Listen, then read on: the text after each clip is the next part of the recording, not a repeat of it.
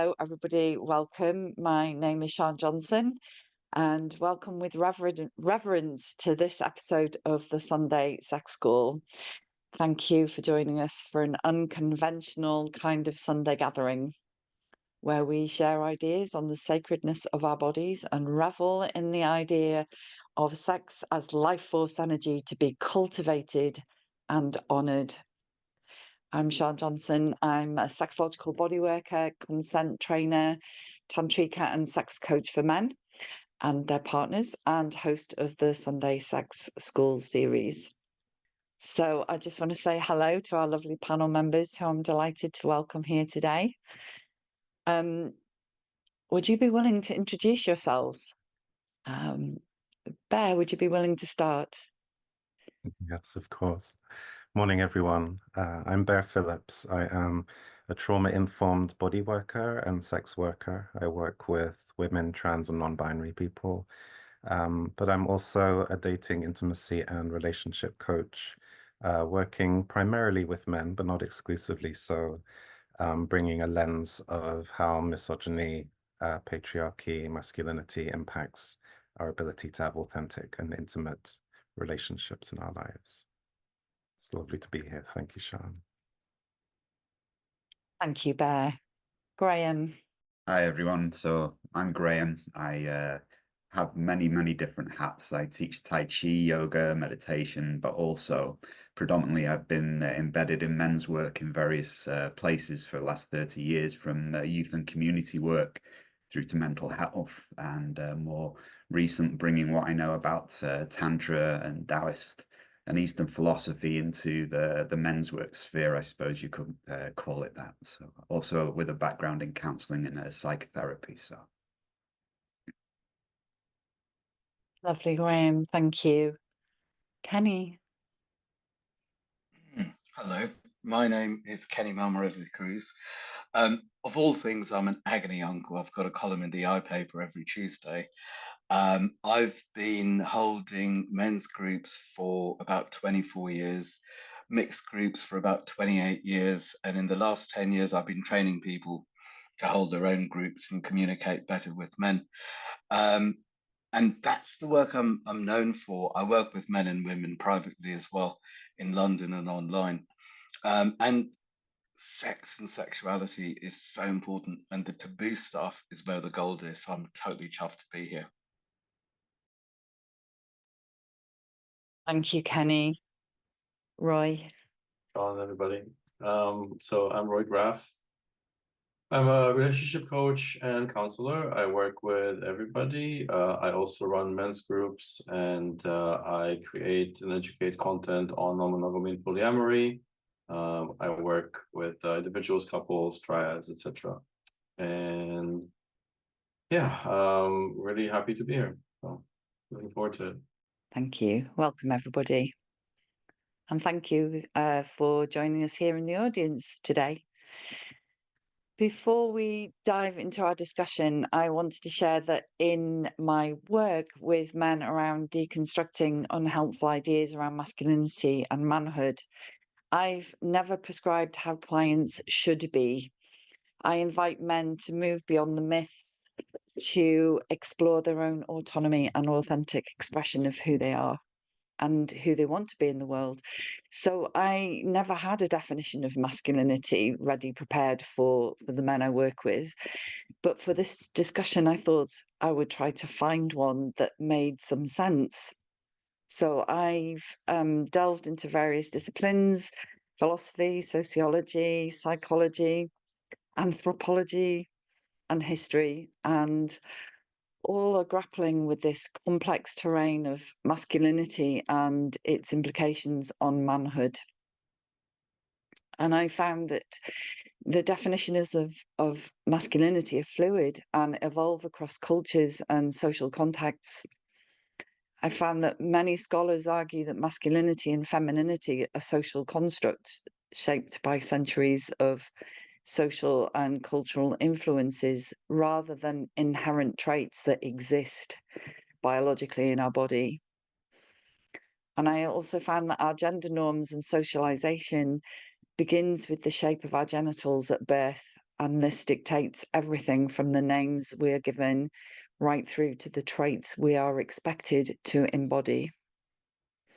Yet masculinity extends beyond traditional binary notions and encompasses a diverse spectrum that includes non-binary, transgender, and genderqueer experiences.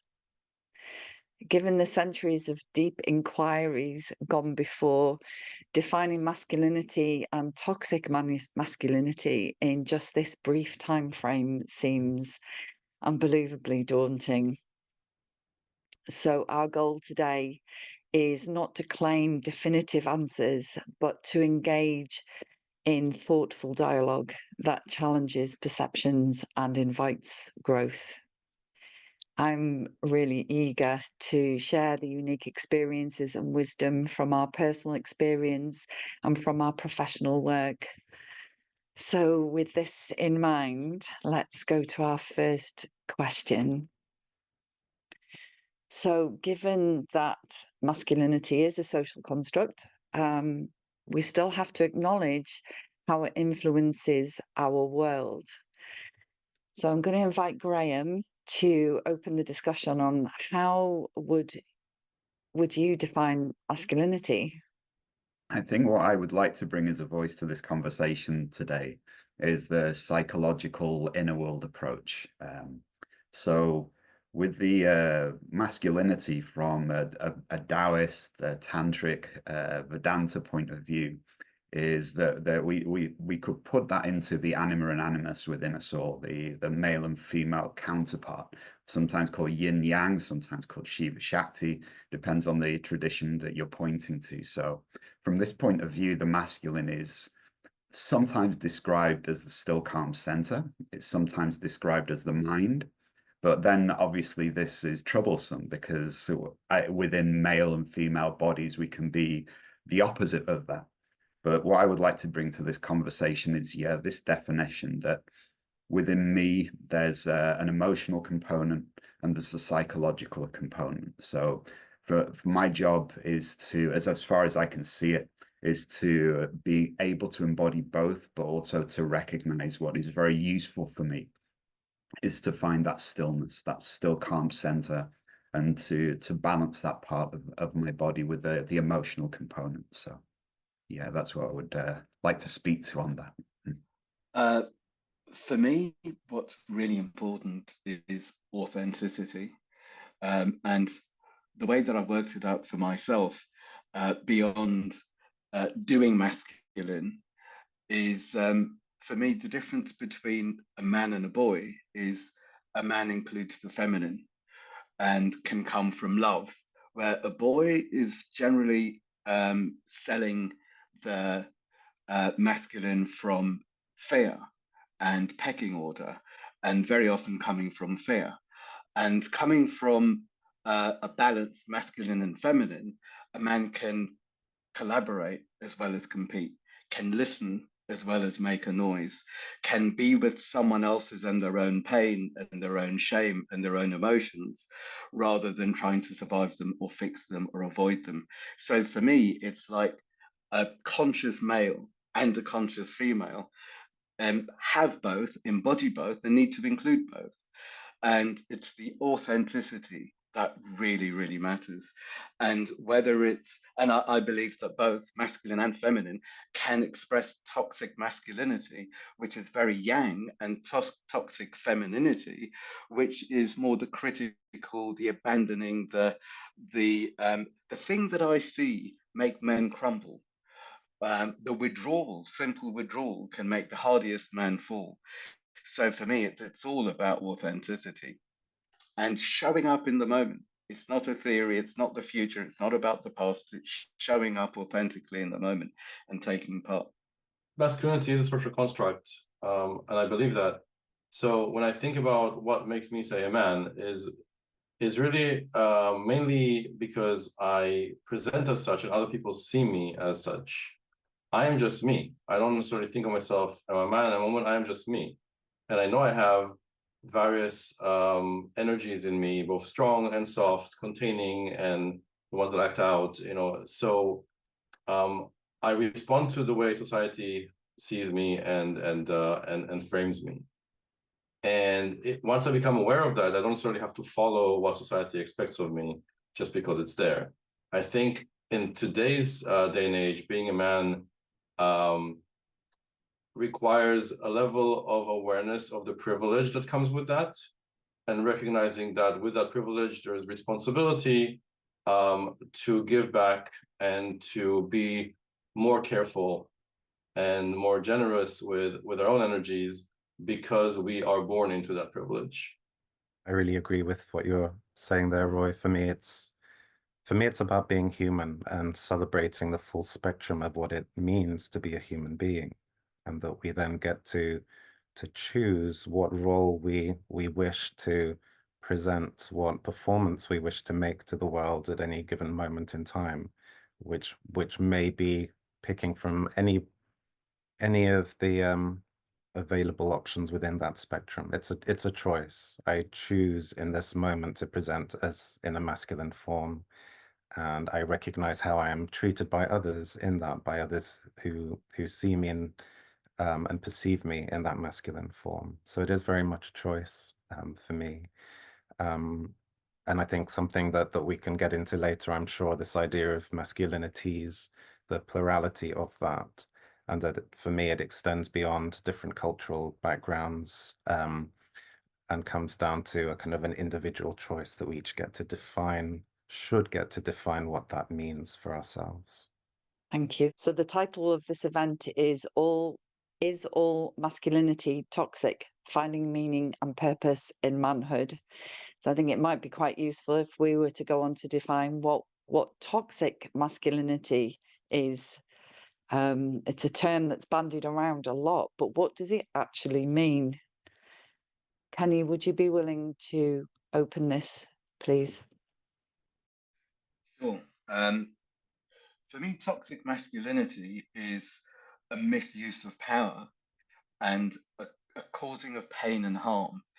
And it could be physical, it could be verbal, it could be sexual, it could be emotional, but it's using the masculine aspects, the yang aspects, more aggressive on other people. Where the other side of it, toxic femininity, as I said before, is more about the withdrawal, the critical, the more yin aspects. And I was thinking about this morning. Is it normal? Well, there's nothing normal about it. But for those who have, this is the weird thing that I thought this morning, for those who have only experienced toxic masculinity, maybe in their families or in their communities or wherever they were brought up, then I guess it would be normal for them. And then the opportunity is to unlearn the negative normal and to set themselves free for a new normal that's coming more from love rather than fear. A couple of years back, I asked on Facebook, what does healthy masculinity look like? And all of the responses that I got were, to me, what it is to be a human being. So that was an interesting way in for me to think about again this full spectrum. I think of it as like a pond or a lake, the full spectrum of what it is to be human, and that my understanding of patriarchy and masculinity is through the socialization that we experience a trauma, the trauma of patriarchy. And that means that we learn to cut away our ability to feel, we cut away our ability to be emotive, feeling, sensitive human beings. And it's this process of like a pond that doesn't receive fresh water or oxygen, that our range becomes ever more restricted. And just like in a pond that is limited in its ability to access nutrients, becomes more toxic, the more of the rest of our ability to be human, feeling creatures is left in this very kind of toxic state. So for me, it's about a lack rather than a virus of some kind.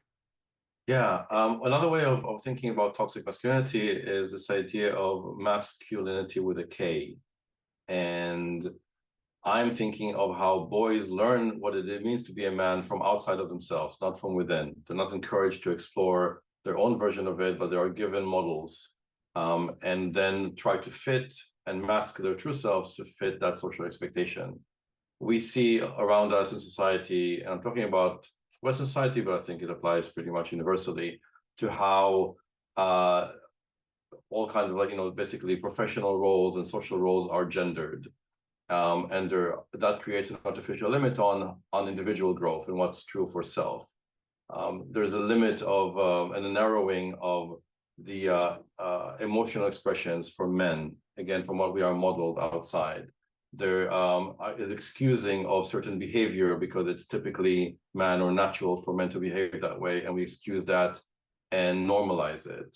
And there's normalizing of language that objectifies women or objectifying other non-men, etc. And that can be, again, limiting our ability to think for ourselves. I think that that when it comes down to sex, there is too much of a focus on genital arousal and sexual gratification, and not enough on human connection through sexuality. So all of that creates this like toxic environment. And again, toxin is something that we get from the outside, introduced to our system, and interacts with us in harmful ways. But also then the output of that is going to be toxic to the environment. So toxic's a troublesome word, I think, but I can understand why it exists. I think in the philosophies I follow, it would be more out of an out of balance or an out of alignment man, you know? And so really the essence of my understanding is that the philosophies I've kind of grown and healed through is the recognition that at the heart of being we're organismic self, a Buddha nature, a soul, an atma, whatever we want to call it. But as we go through this process of life, we pick up these toxins, you know, these traumas within the emotional and psychological being that don't allow us just to relax into being who we are naturally. And so really, I guess that those toxins, I would say, are stored traumas in the body that shut down our empathy, maybe lead to the need to dominate out of fear of feeling small. So those toxins really, I would say, are stored traumas more than anything, and probably as much as anything need compassion and witnessing with compassion to be able to heal, so that we can come back into the wholeness of the Tao, or whatever you want to describe that as. So. For me, the big tragedy that's very rarely talked about is when boys turn on each other and compete with each other after being a pack, after being a group, for girls or for the pecking order or for whatever it is, and to prove themselves and to really step on each other's heads to go up the pecking order. The betrayals are very, very rarely spoken about. And I work in a couple of boarding schools, training the boys and training the masters to communicate with boys and to hold their own groups. And I've been very, very surprised that even in the boarding school where there's an hour a day use of phone, how many of the boys look to porn and look to Andrew Tate and look to things like this for the how do I be a man? How can I be a man? And it's all looking from the outside and looking to the internet, where in the old days it was looking at men from their communities, asking each other, asking humans. And in a way, for me, what that says is that people are looking, they just don't know where to look. And can't blame them for looking in these places. But all the issues, the self-betrayal as well as the betrayal of others, the pain that this brings, so often they can be played out through not just toxic behavior, but go into the shadow and sexualize. So again, it's like the tragedies at some stage, and people show up in groups more than as clients, people show up in groups with what's wrong with me and how do I do me right? And what they find is a space where the real question is, who are you? Who am I? And how can I be me, explore myself, take part in life, and be held? so I can develop and grow into myself in love rather than into the mask. And, you know, it's from masculine to masculine, and the masculine being authentic. Brené Brown speaks about from her decades of social research, that the thing that boys and men must never be seen as is weak. And the feminine is girls, the feminine is portrayed as weakness. And boys and masculinity is portrayed as strength. So boys, when faced with the feminine in themselves and in their environment, have to be the opposite of what is seen as soft and feminine. And this is where the competition element comes in. This is where I cannot be seen to be a girl, to be a sissy, and all of those other derogatory terms that are against the feminine and are against femininity, the social construct of femininity, and moving towards the social construct of masculinity. So right from day dot, the unhealthy patterning is beginning to be embedded in our children, regardless of their gender. And I think that's where the toxicity comes in. Both, you know, we're actually avoiding talking about toxic femininity today, but that's where toxic femininity and toxic masculinity begins in this. The feminine energy is weak and the masculine energy is strong, when in reality, this is the balance that we're actually all making reference to, and the sensibilities of that. What are some of the influences on masculinity? I think it is useful to speak to that definition of patriarchy, which patriarchy coming from the Greek word, which means the rule of the father.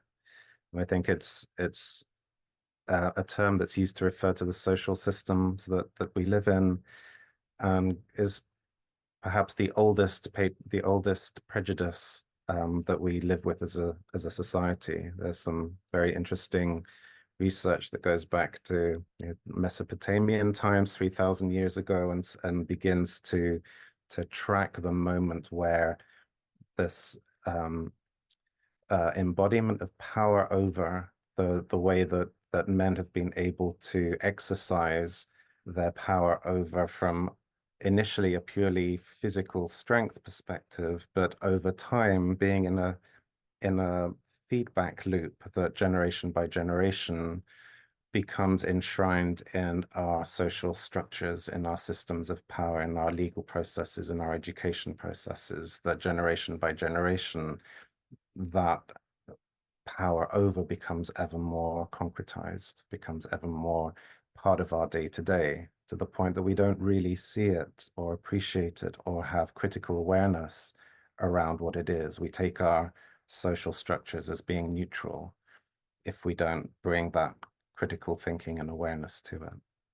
Well, when we're talking about the impact or the impacts of what contributes to our views of masculinity, as I said before, it's very much coming externally. And I think that what's interesting is when boys grow into the adolescence, and then men, and try to express themselves in a more authentic way, there are these systems in place that shut them down, you know, peer pressure, social media, television, etc. The way, obviously, they're kind of paternal role models in their life, and they can either become something to aspire to, even if it's toxic behavior modeled, or something to rebel against. You know, so the work in counseling is often to undo a lot of that damage and try to find the authentic self within. I think it's interesting when you look at history that this has always been the case with patriarchy kind of setting the tone for that. So there's nothing new, except that maybe now we have access to more information about how to undo this damage, which wasn't available before. I think it's again, it's interesting because patriarch is a beautiful word, because it's a man taking on the role of fatherhood. But patriarchy obviously is pointing to an imbalance, I think, where that masculinity becomes the predominant, as opposed to working hand in hand, left and right eye, with the patriarch, with the feminine. And we've already spoke about how that shows up in the balance of head and heart, or emotion and mind. I think my feeling is that men, we've been through a harsh world. You know, my dad was in the Second World War, or he's died now, and he would run to the toilet and sob his heart out every time Remembrance Sunday was on, you know, but he would not really show emotion outside of that. And then there was the, you know, so there's been the World War One with trench warfare, and there's been the coal mines, and there wasn't an environment, I feel. And I even heard that my great grandma, she had 10 children, which was common at the time, and 5 of those children died, which was common at the time. So that's only 2 generations ago. So my sense is that we probably didn't have the luxury of showing emotion. We couldn't show fear in the trenches. You'd get shot. you couldn't allow emotion to come in the role of a warrior, because fear will get in the way of you doing your job. So I think we're stepping into a new world now, where possibly these archetypes are now being broken down, because we have the luxury of being able to feel, the luxury of, you know, to work with some of the warriors that are coming back and working through PTSD, through mindfulness and psychedelics, and being able to learn how to process emotion, and how to have purpose with that represents their masculinity personally, and their ability to live that. So I think it's kind of exciting, really, that this is all coming to the surface, because I think it's nothing that's been addressed before, because we haven't been able to. And so suddenly this softening of men's hearts and this emotional intelligence is allowed to happen in today's society. So yeah, I think this is the journey that we're on, I feel, you know. Thank you. Yeah, this is the work of this generation, or our generations. Yeah. Thank you. Kenny, did you want to share also? You know, there's not a lot that I can add to that. That was just so powerful and heart opening that I just feel like I'm landing in it. I feel a tragedy is the way that masculine energy can be stolen by harnessed by people, and you know, I guess lost masculine energy. Where do I put myself? How can I be part of? Who do I need to be? And that can be harnessed by people with power to direct. And it might be, for example, I don't know, gangs, cults, whatever. Um, and also the programming of lost men and boys, lost people, with marketing and media and social media saying, you're crap.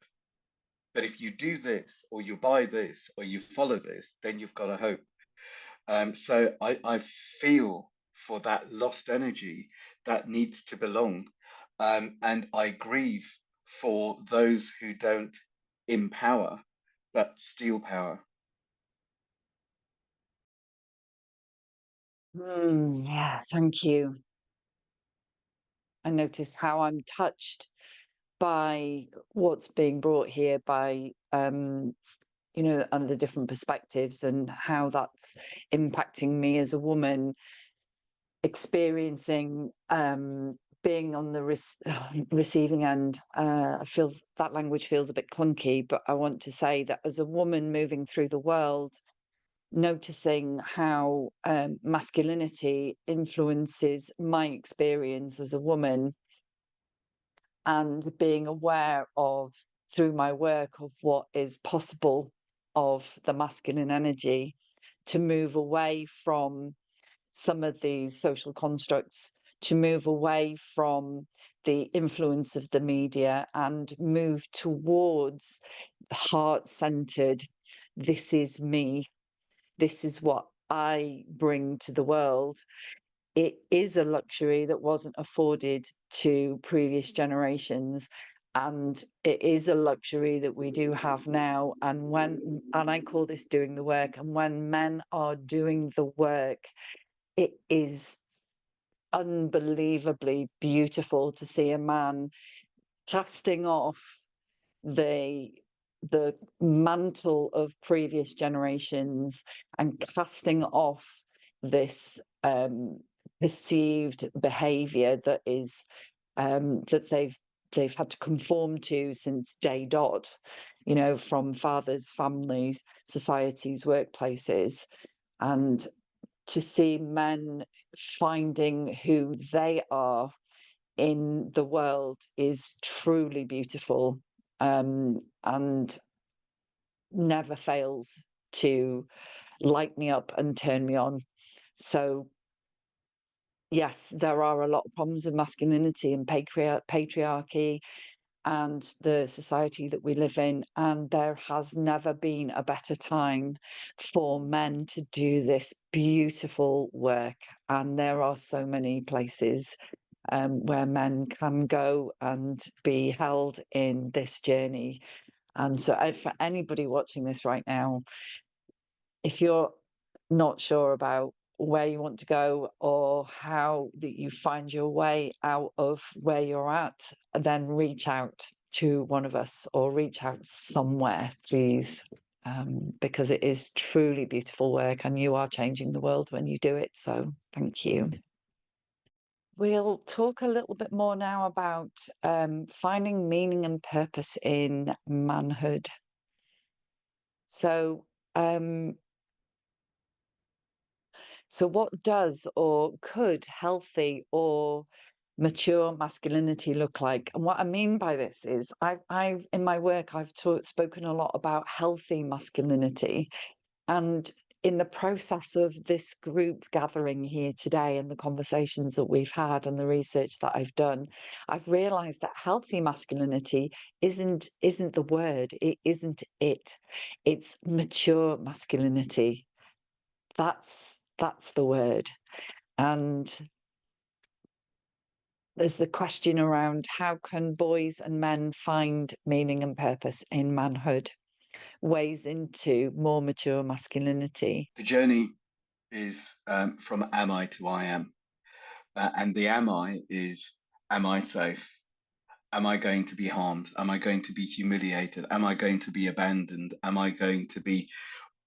And the am I is giving power outside, or power to the fears and fantasies of the mind.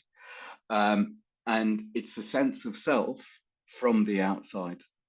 And I would say the I am is undoing the fears, being here and now, coming from my heart rather than my head and my fears and my projections out there, not fixing, but maybe feeling. And my I am I here and now and breathing and available to myself and available to life? And whatever needs to be undone in order for me to be here, partly that's the journey. And then from my I am, I can do, I can extend myself, but at least I exist. Otherwise, there isn't a me, and it's all going on the outside. And as far as purpose is concerned, what I generally find is as I walk my path, as I live my daily life, if or as something comes up that causes me pain or confusion or anger or sadness or harm or whatever it is, what I've learned to do, and this is something that the facilitators and the men's group do all the time, is rather than being distracted by the drama in hand, it's like breathe into it and feel it, truly feel what's going on here and be with it, and then follow the feeling back. And in a split second, generally, it's like, oh my God, it's that place, that time, that incident. And generally, it's like when I meet myself in my dark shadow, where my pause button's depressed, it's like, that's the part of me. It's not that I'm angry at my wife for what, blah, blah, blah.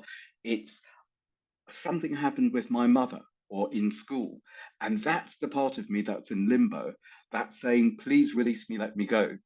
And when I can feel that, just touch on that, then that's no longer restricting me. And as I meet myself in my dark shadow, then not only does it open up my gold shadow of what might be in my life, who I might be, but I pick up tools in that place of pain. It's almost as if those places of pain and loss are where the tools are hidden and the gifts can be found for me to walk my path. Or in a way, what harmed me that I would like to put right for other people. When I used to work with mental health charities, when I was working through my own depression and anxiety and panic attacks, and what I discovered for myself was that the way out of that for me personally as a man was loving myself in not being able to live up to the archetypes of masculinity that I built in my head had been, put into me. So first I had to love myself as what I would call, I wouldn't call it now, but back then, a weak man, a man that was emotionally unable, like had no energy to get out of bed some days. So my first job was to love him. But then I discovered, after a couple of years of teaching these what we could call more mindfulness, self-love, self-acceptance practices, that was almost like the yin aspect.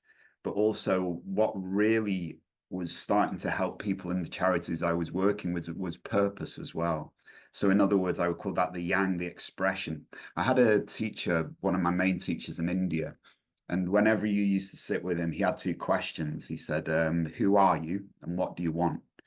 And I thought these were flippant questions, and I realized this is the question, like for life, who am I and what do I want? And I think as we grow and heal, both those questions, the answers to those questions evolve together, hand in hand with each other. So finding purpose, I guess, is so different to everyone. So for one man might find purpose in the military. Maybe they're just drawn that way.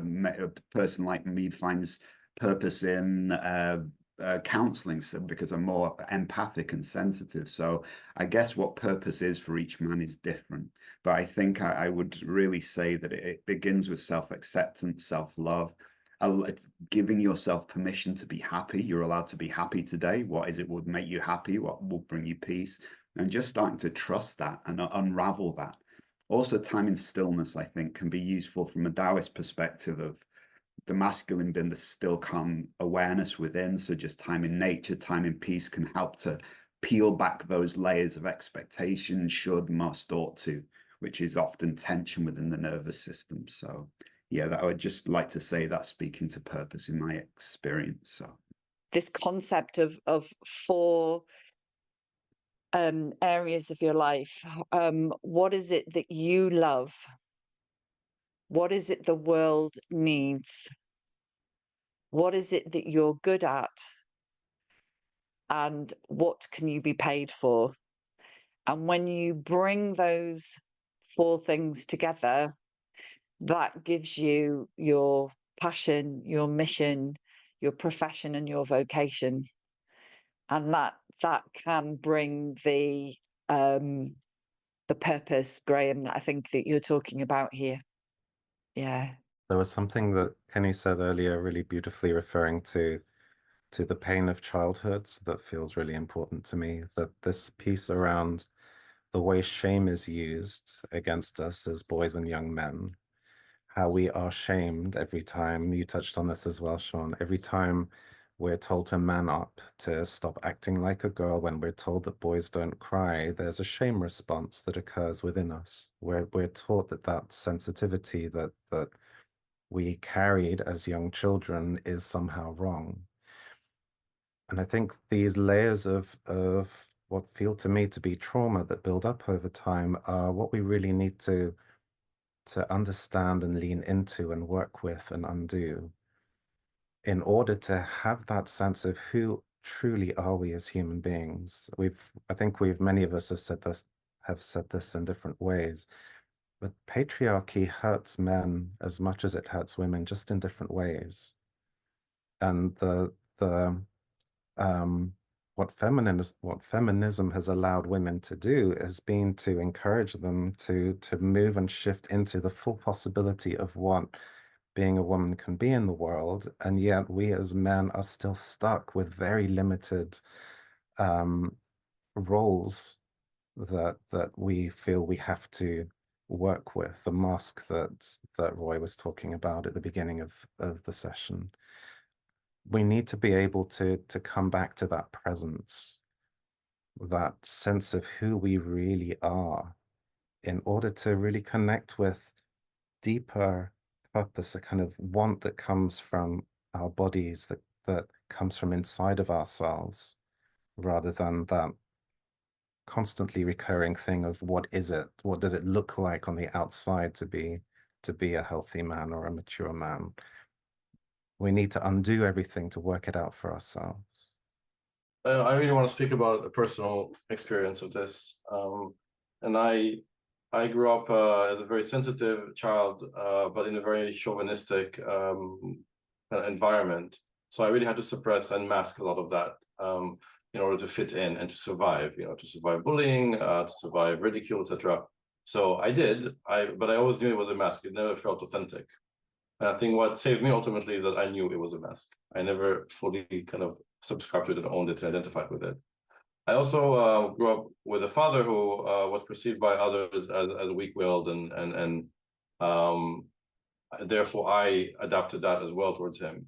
And I desperately wanted a strong father role model, which I didn't have, and ultimately had to figure out for myself what being a man is without having that. So I definitely wanted somebody to tell me this is what being a man is, but I couldn't have that. So I learned through having mentors, having best friends, and also from the women in my life, and what they reflected to me was the positive way of expressing my masculinity, my manhood. And I feel that was an important lesson, to listen to women and what they're actually telling me about the way I behave. And there was a long time where I didn't listen and insisted I'm doing things the right way. And then it hit me that, no, I have to do a lot more listening and less being sure of my path, so that's kind of brought me full circle to where I got this concept that masculinity is a construct, and I can just be myself, and people can take it or leave it, but those that want this will keep me around, and those that don't want, that's fine too. Going back to the purpose thing, what crossed my mind is how purpose can change. And sometimes purpose can be, I need to get out of bed. I need to get out of bed today. I need to make it to another day. Or I need to support my children to leave on time and my wife through perimenopause. Or it could be closing down a huge fame and fortune business and being available to life and the next stage. But the way that can evolve and change, rather than now I find my purpose, I need to sell it to other people and I need to believe it and I need to be owned by this purpose. And to quickly run on from what Bev was saying, for me, I've stolen Man Up and I've changed it into Man Up and Talk About It. And talking about it is, it's out in the world and I can learn from other people's experiences. And it's the same as Boys Don't Cry. It's like boys don't cry, but men do.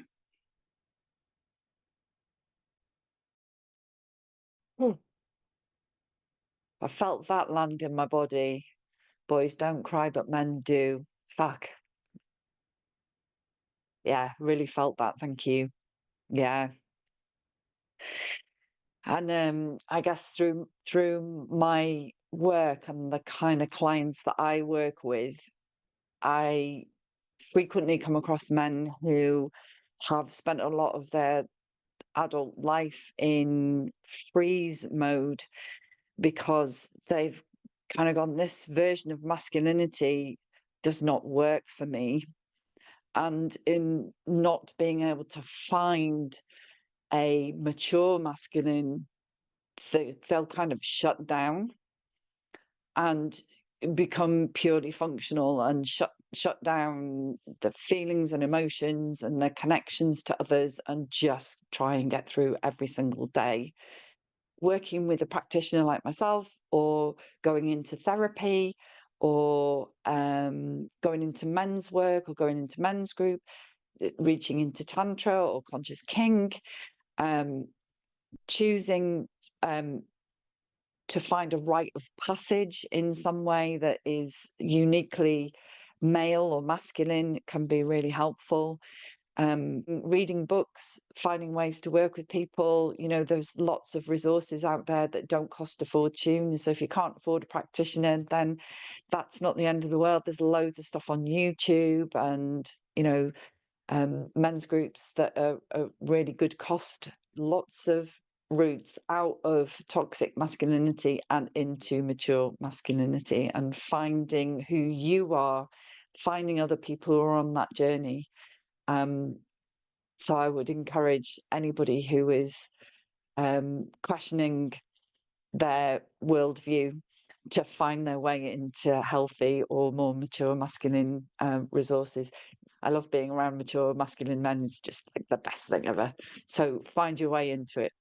Great. Thank you. Do the panel think that the men's movement does enough to help men recognize and work to dismantle the subtlety of everyday power and privilege? So there's often this power over, power under, and power with that we talk about in this kind of field of work. And this question is around, somehow it's very easy for us to follow patterns of behaviour where we automatically, because of our privilege, we move into a power over position, or perhaps because we don't feel privileged in whatever situation we're in, we will move into a power under situation. And so the question is, do men's groups do enough of bringing this to our awareness, this privilege where we step into power over and power under? Who would like to speak to this first? I suppose I'd like to speak to as someone who runs men's groups. I guess I'd like to speak to how I believe we can work through some of those things. And I think first and foremost, it's down to those who facilitate the group to do the work on themselves. In a nutshell, to be able to witness the desire for power that comes through, that are usually our fight or flight response within the reptilian brain. Also, the fawn response that probably comes through more the emotional side of our body. And I think that's an ongoing process to create a safe space for men to be able to talk about how they feel without feeling they're going to be judged, to be able for men to notice that the power structures within their being, but with compassion and the openness to discuss that. I think on my own journey as a group facilitator, what I'm able to witness possibly a lot through very healing modalities, meditation, is I can see my racism and I can see my homophobia and I can see it all the program that's inside. But in the witnessing it with compassion, it's not in charge. It's not consciously in charge. Of course, this is an ongoing peeling away the layers. So I think one way of addressing it is, of course, there's some beautiful trainings. I found the Wheel of Consent training really beautiful for helping around that. And just the way those groups were held was so incredibly beautiful. But I think also that real self-awareness, dropping back into a regulated nervous system, having tools and techniques like belly breathing, just to keep checking in and keep on learning. So in a nutshell, I think it's something that we can do training on, and something that belly breathing, self-awareness, mindfulness practices for me help me regulate and stay aware of those parts within my own shadow. So what's really important is finding out what's going on and starting the journey, going through different organizations or groups or whatever it is. And what really disturbs me, and this is purely my judgment, is that some people, it's all about selling and sales funnels and starting a business and seeing themselves as some sort of a leader, or seeking fame and money and power and stuff like that.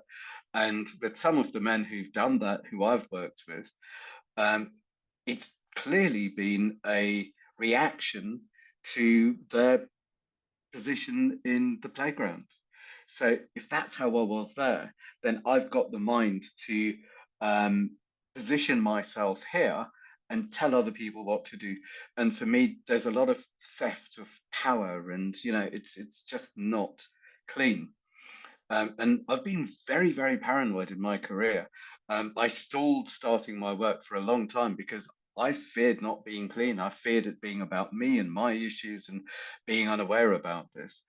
On the positive, we've been holding men's groups every day since lockdown, online, and it's different facilitators every day.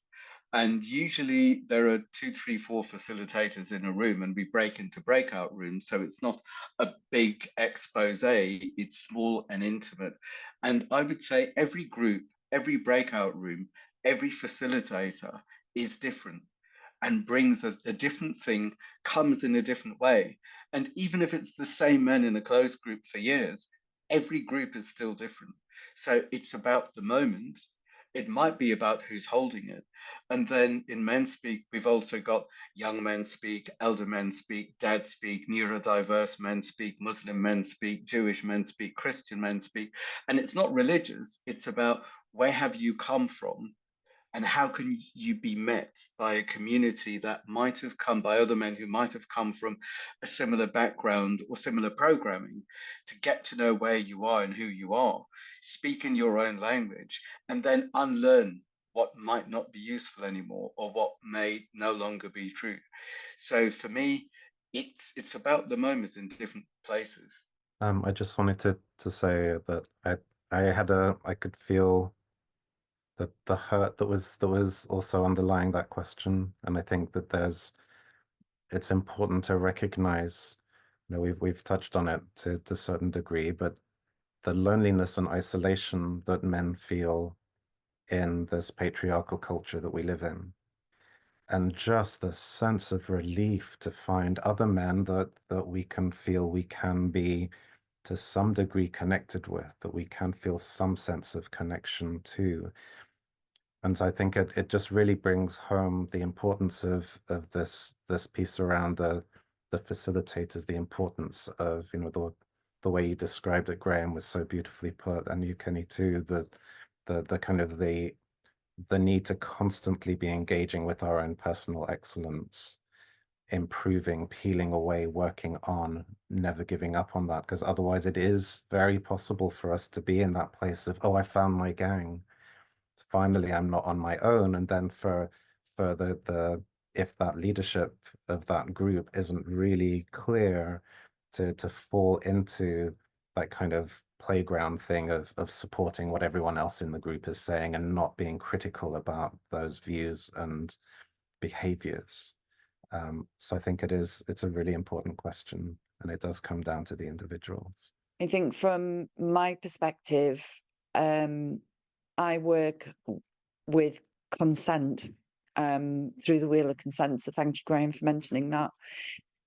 And with the wheel of consent, when I'm working with, whether I'm working with an individual man or whether I'm working with a couple or whether I'm working with a group, consent is something that is embedded in everything that I do.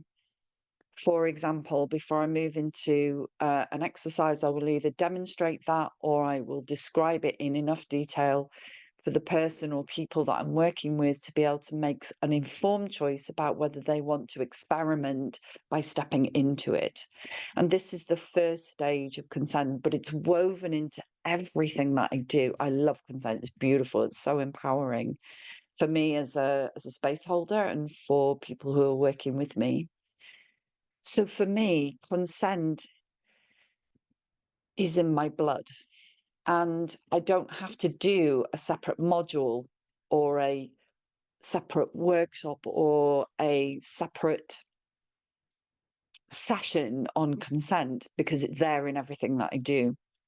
And I think this is part of where the question comes from, is that in men's groups, they might do a module on power and privilege. And the invitation is, what I understand from the questioner is, the invitation is how can we make power and privilege part of everything that we do when we're working in these spaces?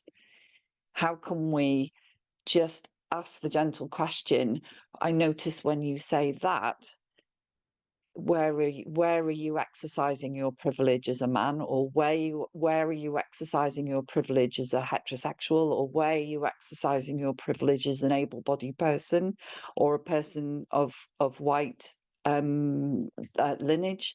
So that the in the same way that consent is in my mind all the time, how can I, as a space holder for men, also have power and privilege and keep questioning that and bringing it into all aspects of my work. And I think that's the question. Rather than doing a module on it, how can we be more mindful in these spaces of the power and the privilege that operates by being a man, by being white, by being able-bodied, or whatever else is gives us points on the table of privilege, if that makes sense. So I think that's my question, and I think an ongoing inquiry for all of us who space hold. I feel like I'm being constantly emasculated and made wrong for being a man, and a sexual one at that. How can I feel good in myself when men are dismissed as predators? Oof. There. Thank you, Sean. This is such a great question. I think of the metaphors of fishing and fire. I think there's something around fishing as a metaphor, this idea of casting out, like casting out our desire and hoping someone will catch, that we might make a catch of some kind. There's a kind of an outward expression of desire that often comes from the way men embody their sexuality and their sexual energy. To think of it in fire terms, I often see this in public spaces, the way men can use their sexual energy almost like flamethrowers. It's kind of like almost destroying everything in their path by objectifying others, by undressing people, by making comments, by, again, being very outward in that expression of their sexual energy. But I believe there is a different way of being, which doesn't involve suppressing our sexual desire. It doesn't involve suppressing and denying our such an important part of what it is to be human. And that's when I like to think of the metaphor of a lantern, where a lantern can shine incredibly brightly and can give off a huge amount of heat, but it's also boundaried. It's held behind this glass screen that means others can approach it, others can benefit from it without it being dangerous. And I think there's something there around our ability as men to feel our sexual energy, to own it, and to not impose it on others, to be able to enjoy it as a life force energy in its own right, and then witness how we draw others towards us. Yes. So I think that being able to say I am a sexual being, I am a sexual man, and taking pride and pleasure in that without turning it into the responsibility or obligation of anybody else to fulfill my desires. It's possible to help people around you feel safe, and people actually feel safer when they know your intentions, and when they know that you're not creating an expectation on them. So knowing that the situation as it is right now is that just because you presenting as a cis man, some people are going to view you as dangerous, right? Because of their own personal experience, because of what they read and what they hear from friends, etc. So knowing that, you have the opportunity to show up open, show up vulnerable, give the other person the chance to, the knowledge that you are a safe person to say no to, you are a safe person to reject if they're not interested in your advances. That has to come with that.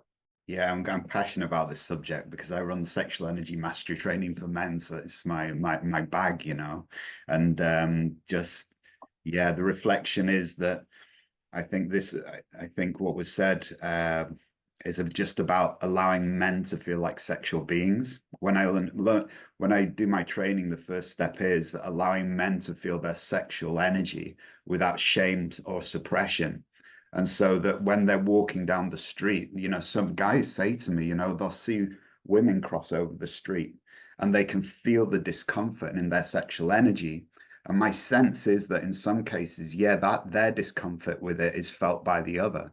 And actually, when they can just feel their sexual nature and just allow the joy of it to flow through their body without shame and guilt, it gives them more energy, they're happier, they're more at ease with themselves. So a good step for that I teach, man, is I call it conscious self-pleasure. So teaching men basically how to pleasure themselves in a way that is much more conscious, where they can feel that sexual energy and channel it, so it's not reaching out of them, but actually being drawn in and being expanded through their body as a sense of joy. And that seems to change their relationship with themselves, with their sexual partner, whoever that is.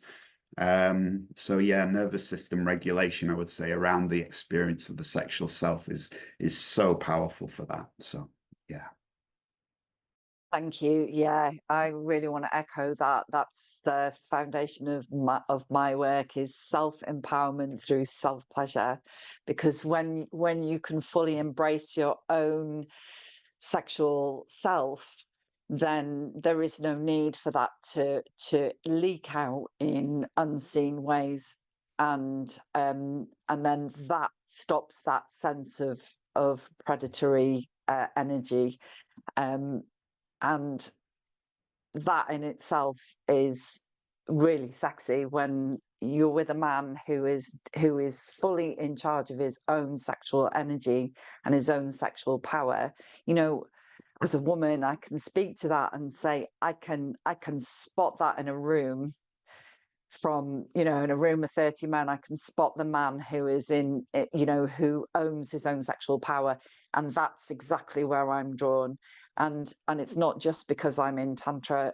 Most women will be able to have that sense of, this is the man in this room out of all of them that is in charge of his sexual power, and that is so attractive. So yeah, get on it, men. The more of you that do this, the more opportunities there are that for women who really want to engage in this kind of, with these kind of men. I think that's why I actually do this work, I think, is because I want more men to have this beautiful power. And that's what healthy masculinity feels like for me. Is there a difference in how men and women process jealous emotions, and why do you think that is? So from my work with jealousy in both men, women, and non-binary people, because I work with a lot of non-monogamous and polyamorous kind of community, then that topic does come up quite a bit, but also in monogamous relationships. And I think it goes back to everything we've said before, that men have siloed a lot of their emotional expression into very simplistic outward expressions like anger, rage, silent and withdrawn, because again, crying is not often an option.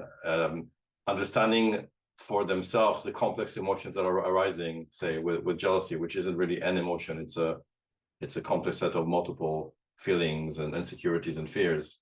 And I think that when I work, and again, this is a generalization, with women, there is more curiosity and trying to really understand what's going on for them, and give it a real kind of complex narrative. And sometimes, again, the go-to instinct for men is to try and shut it down or fight against it, and not really listen inwards and see, what actually am I learning about it? What am I learning from it? So broadly, there are some differences in that sense. I feel fearful to communicate in case I get something wrong and I get in trouble with someone. I don't mean any harm, but I feel that communication can be a minefield. It has really become a minefield, and the number of men who come to groups who have said, I've got so much to say, but as soon as the syllable comes out, I get riddled with fear, or someone's going to jump on me. And my invitation generally is, firstly, experiment in the groups, run things by people, and just speak it out and hear it. But more importantly, in the moment, what I've been saying is, I'm scared of getting this wrong, and I've got something to say. So if I get it wrong, please educate me rather than punishing me, because I mean no harm. Where for me, it's like literally better out than in, but why not introduce it and ask for support and come from the same side rather than fear and withdraw? I think it's what we've maybe touched on before. I think a man who's witnessed in his vulnerability loses his fear in that moment of the vulnerability. So something's removed from the nervous system. And then the more that that happens, it's almost like the ability to relax and speak the truth can start to come through. And that might only happen, not only, but that might just happen with the context of a men's group or a therapy session.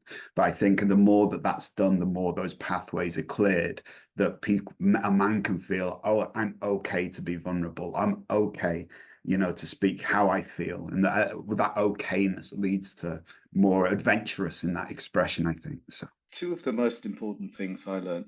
Number one is that people can't share what they haven't got. And that way I could stop blaming my father. I could stop blaming everyone, and I could just take responsibility. But I think the other one is all about taking care of the child in me, rather than I'll offer it to other people. Who do I need to be for you to take care of my child so my child is safe? And what I've really learned is to breathe and be present so the man in me can hold my child safe and I'm present to meet the world. Where the other was my addiction. Anyone, a woman can mummy my child, a friend can let him be their friends or father my child, but I was just handing my child up to everyone. And that was my protector with my vulnerable child in limbo, where with my presence, I can receive the child and be safe, and then I can come from love. So in a way, parenting. So I'm kind of responding to that in a way, Kenny. But parenting our inner child and treating our inner child with love and respect, rather than expecting other people to parent our inner child, which is again a sign of what I would call healthy masculinity, is the ability to look after our inner children, or maturity, mature adulthood, not even necessarily masculinity. We all need to take care of this inner child whose needs weren't met when we were growing up, and rather than expecting other people to parent this child who is now running amok, we need to take care of this tender, loving part of ourselves also as adults. Yeah. Have I got you? Yeah. Absolutely. And gender does not come into it, because sometimes a man's inner child is a girl, and that's perfect. Yes. Yeah. And somebody's just put in the comment here, help me to learn. Yes, have self-compassion when I get it wrong, essential. And I also want to be willing to make any repair to that relationship and ease any harm. Yeah, these are skills that, you know, we don't necessarily have modeled for us growing up, and we have to find our way into them regardless of our gender.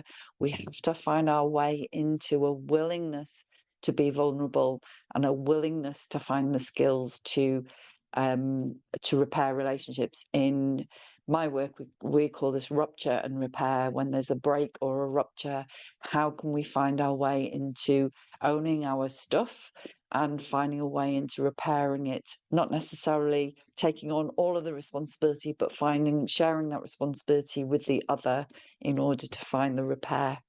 But we are at time now, and I just really want to honour the presence of the panel today. So I want to say a huge honouring thank you to Bear, to Graham, to Kenny, to Roy. Thank you. And I want to say thank you also to Fen for holding space for us, the tech support and emo support. And I want to say a huge thank you to everyone who's signed up and registered. And there will be a second series of the Sunday Sex Call, which I'm in the process of arranging. So please keep in touch and keep an eye out for that. And I want to say how grateful I am to everybody who's been a part of this in all kinds of different ways. So thank you. Take care.